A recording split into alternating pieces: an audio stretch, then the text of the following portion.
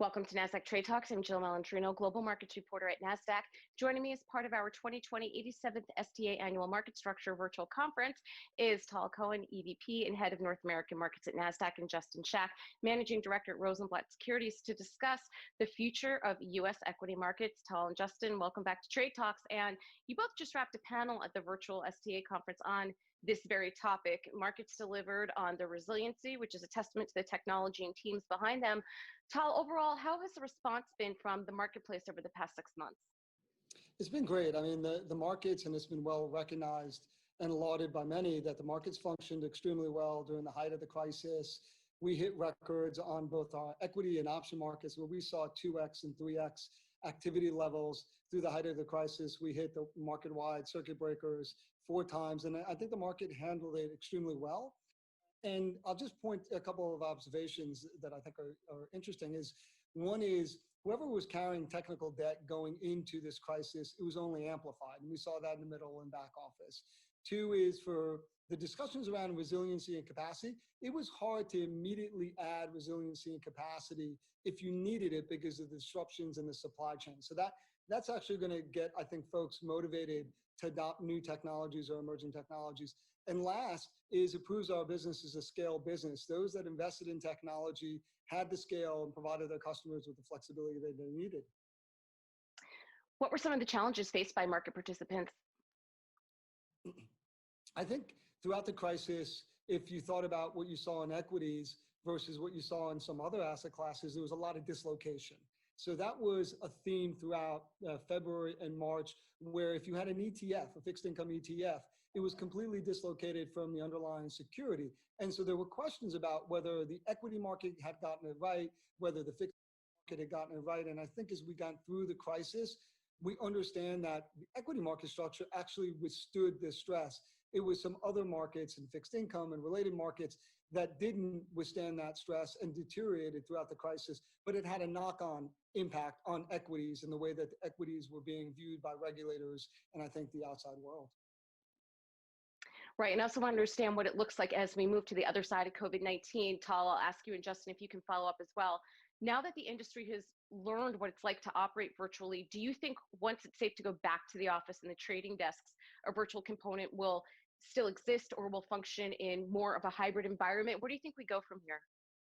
I think we'll definitely see some sort of hybrid. I mean, the fact that our industry was able to go from pretty much everyone in the office manning their desks and their chairs at a time when volatility and volume surged, message traffic surged, to operating those markets almost entirely remotely, it just brings up opens up a whole new range of possibilities for us that we really probably wouldn't have entertained before. Wall Street traditionally has been a very much, you're in the office FaceTime kind of culture. And I think the fact that we've been successful with this has opened a lot of people's eyes, not just on the employee level, but on the management level, where, if you can have someone who's totally remote and look, we're fortunate to be knowledge workers, right? We don't have to be out there on the front lines. We don't have to have jobs that require us to be exposed to the virus. So we're privileged in that sense. But I think there were a lot of benefits that went with that, whether in the future there's some sort of hybrid environment or a fully remote environment. You think about,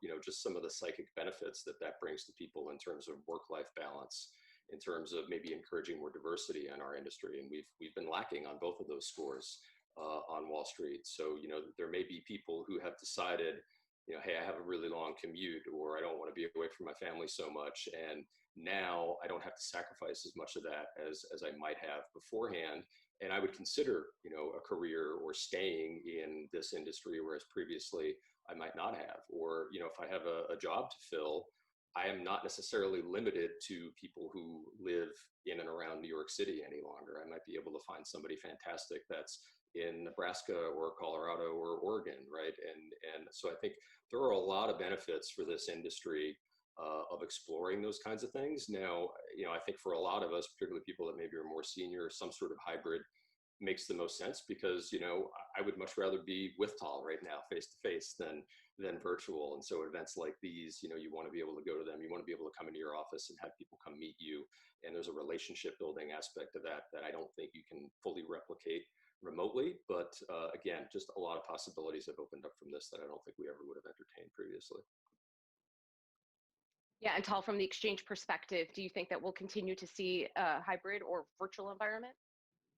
Yeah, so it's interesting. Our employees actually have told us, so we do surveys at Nasdaq, and what we're hearing from our employees is they value the hybrid model. Now, just let me put that in perspective. If this happened 20 years ago, where technology was then, without the collaboration tools we have now, like Teams and Zoom, I think you would have seen something very, very different. But now with the technology that we have, we went 0 to 60 in 2 weeks. Effectively, 98% of our population was at home. And I think they have gained an appreciation for what it means to work remotely and virtually. What I'm not sure of just yet is if there's downside to that and where the balance is. So it's clear that it's changing. It's clear that that change will persist. What I'm not clear on is, are we missing anything from an apprenticeship perspective? So Justin said it'd be great if we were together. I think when you're in this mode of resiliency and you're thinking about capacity and making sure markets operate effectively, we've proven we can do that.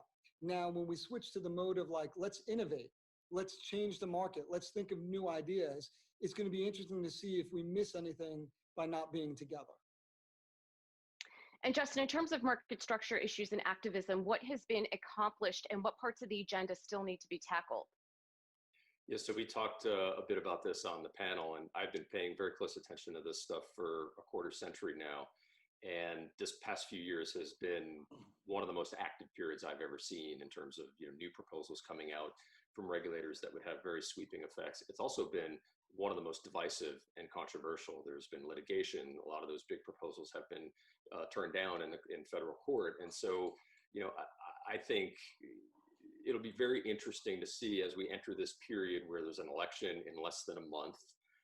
And typically what we see around those elections is there's turnover at the top of the major regulatory agencies.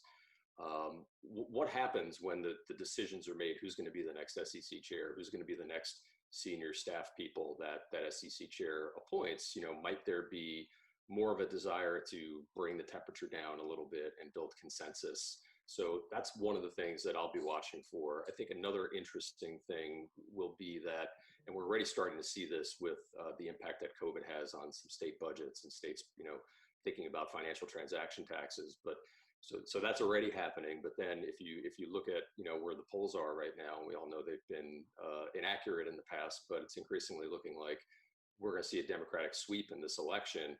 Then you see a whole host of issues that are anti-Wall Street issues, like financial transaction taxes, limits on buybacks, maybe different tax treatment for cap gains and dividends and things like that. And those are existential threats to everybody in the industry, regardless of what your position was on market data or the transaction fee pilot. So I think if that happens, and perhaps even if there isn't that kind of sweep, you'll see these political winds change in a way that some of those issues bubble to the top. The industry is going to need to come together to fend them off. And some of the stuff that we've been at our throats at over the past few years kind of get temporarily shunted aside. Does it make it more challenging when there's constant movement and strategy shifts at the top of the SEC? As you'd mentioned before, it's an increasingly more divisive environment, but if and when we ever get back to a little bit more harmonious environment, if you will, that constant change every 4 years, it has to be a bit challenging in terms of strategy. Yeah, and I don't think it was always like that. I think, there were times, I think back to when Arthur Levitt was the chair of the SEC, and, he started shortly after Bill Clinton was inaugurated, and he went all the way through the first weeks of the George W. Bush administration. And, I think Rick Ketchum was the head of the trading and markets division for something like 8 years ago. And you don't really see that anymore. And I think it's, the SEC, unfortunately, it's supposed to be an independent agency, but it's gotten more and more politicized. It's gotten more and more subject to kind of the partisan political battles and influence of Congress, which is very divided.